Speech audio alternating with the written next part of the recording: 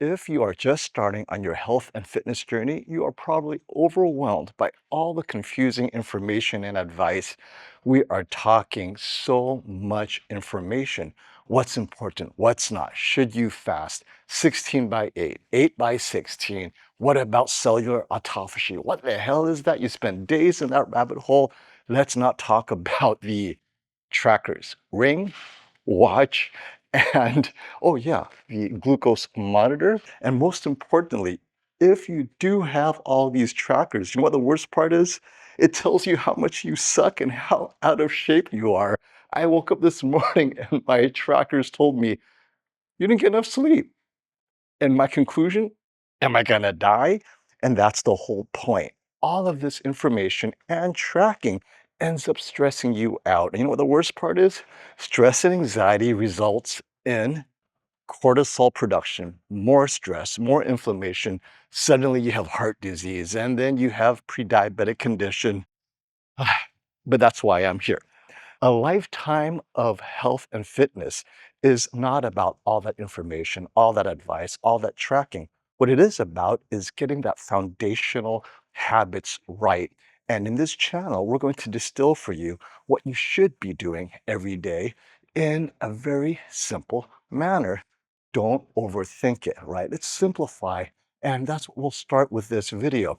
The three foundational habits you should do. That is so easy. Anyone can start. And once you start on this journey with this three bit of simple habits, you suddenly are like, wait, it's working. Maybe I should layer something else on. And that leads to more advice that I will make sure is something that works because most importantly, I'm not going to tell you to do something that I haven't done myself. Oftentimes you hear advice like, hey, go ruck up a mountain. And you're like, wait a minute, ruck up a mountain? Who has time to find a mountain and go rucking? Yes, I am wearing a backpack just because I'm at an airport trying to fit in my 8,000 steps. 8,000 steps? What happened to 10,000 steps? That's the point, right? It turns out 60 years ago, a Japanese pedometer company thought 10,000 was a nice, round, catchy number, and they pushed for 10,000 steps. It turns out 8,000 is enough. And that's another thing, right? Sometimes people just get so stressed out about the numbers. Let's just step back, take a deep breath, and talk about the three things you can start doing today. And that will begin your fitness journey. So we'll start with number one. This is the most important habit that, and this is why I listed it number one. It's called breathing. And of course, we breathe every day, but this is intentional, deep breathing. The first thing you do when you wake up in the morning, because most people, they breathe, but they're not intentional about it. Now, I've been doing intentional breathing for quite a while now because martial arts and all that stuff, and I exercise a lot, but that's me. I know that's not you, but I do know the importance of deep breathing. And this is how you do it, right? Because a lot of people tell you, go ahead, do deep breathing. They don't tell you how, but I will tell you how. So this is how you do intentional deep breathing. We start with the actual breathing itself. People tell you to take slow breaths. But what does that mean? Is that 2 seconds, 3 seconds? Is 1 second too fast? What you do is you have to pace your breath slow enough so that you can feel the air passing through your nasal passages, which takes me to your breathing through your nose exclusively. Close your mouth, breathe through your nose. And I'm not going to say slowly because that frustrates many people. What does that even mean, slowly, right? Take a deep breath, but as you're breathing in, breathe only as fast as it allows you to feel that air going through your nose, down to your lungs, deeper into your diaphragm, basically around your belly button, right? You want to fill that belly button. Pull that belly button out. And as you do that, you'll bring the air deep into your lungs. So try it with me. Now, when I say to hold it, you only hold it for as long as it feels good. Satisfaction, right? It's not 1,000, 1,000. No, just, and as soon as that energy fills you and you're satisfied, Slowly let it out. Same way. Slow means as you blow it out, you feel the air passing through your nasal passages, press it out of your lungs, and here's the most important part. Press all of it out. Shallow breathing means that you don't press all the air out, right? You breathe in deep, but then you don't breathe out enough. You got to breathe it all out. So as you take in your deep breath, you're holding it. And as you slowly breathe out, right, feeling the air go through your nasal passages until there's no air left in your lungs, in your diaphragm. You're pushing it all out. Now you can breathe in again. 3 breaths, right? Once you have that down, that's the deep breathing part. What about the intention? And this is the part that's magic. If you know how to breathe and you add in the intention, it changes everything because the deep breathing is great for your physical well-being. The intention is going to help you with your emotional and mental well-being. And that means as you breathe in, feel gratitude. And it doesn't have to be anything deep. You could be grateful that your bed is soft. You could be grateful that you woke up in the morning, right? Some people don't.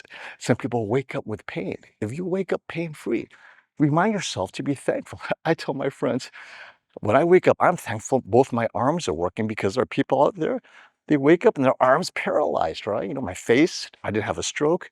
Very simple things. As you breathe out and breathe in, feel that thankfulness, take in the gratitude.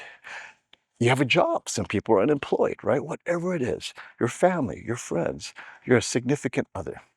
Breathe it in, feel thankful. And just 3 breaths. And here's the best part. If it feels so good, why stop at 3 breaths? Do it for a minute, and that's the point. The 3 breaths is to get you started, but I'm not going to stop you at 3 because you're not tracking your breath. And better yet, even though I'm telling you to do this first thing in the morning to start your day right? Physical and mental well-being. You could do this anytime throughout the day. Most people, if you track your heart rate, as you get stressed, your heart rate goes up at work, after a Zoom call, after that oh so happy meeting with your boss telling you what you're not doing right. This is when you could turn to your deep breathing. Just 3 breaths, have some gratitude, takes you away from that stressful moment, and breathing through your nose will lower your heart rate and address that cortisol stressor, right? So do it in the middle of the day. And then before you go to bed, do it one more time.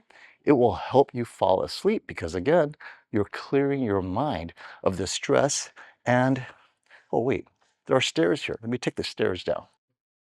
Why not, right? So that's habit number 1. Easy, anyone can do it. You don't have to ask your doctor's permission. The second one, same thing, very easy to do. And that is to walk after every meal. Walking after every meal is so important to control that insulin resistance. Most people eat carbs as part of their meal, whether it's a toast or pasta or dessert. Doesn't matter, right? Having carbs definitely will spike your sugar. But what not a lot of people know is by walking 10, 15 minutes as part of your meal, you're actually lowering the insulin resistance because your muscles come into play. Normally, there are 2 pathways generally. I know there's more, but there's generally 2 pathways to remove blood sugar, glucose from your bloodstream. One is insulin, but if you rely on that, if you rely exclusively on insulin to remove the glucose from your bloodstream, you're going to have an issue with insulin resistance as you get older. Now, not everyone has it, but the ones that do, like me, I'm very careful about managing my blood glucose level, right? I pay attention to the spikes. That's why I wear a CGM, continuous glucose monitor. But more importantly for you, you don't need to wear one. When I say, and the research will bear this out, we did a video up here about it, walking 10 minutes after a meal, 15 minutes, right? Make it a part of your meal. You're using your muscles to pull the glucose out of your bloodstream because your muscles need glucose to operate. And so it's using a different pathway to get the glucose out of your bloodstream. It's not relying on insulin. So it allows your insulin system to take a break. Now, if you do high intensity exercise after you eat, I don't recommend it, but I've done it. I've tested it. Yeah, it works even better, right? A brisk walk, but I recommend at least a gentle stroll with your friends. And that is part of your meal. So for example, you have an hour break. Make the break 30 minutes to eat and 30 minutes to walk with your friends and talk. If you notice, during lunch, you spend about 20 minutes sitting at the table talking. Get up, get out there and walk and tell everyone, hey, let's finish eating in 5 minutes and then we'll take a walk. And everyone benefits. Do it after breakfast, after lunch, after dinner. Now, if you know, here's the key.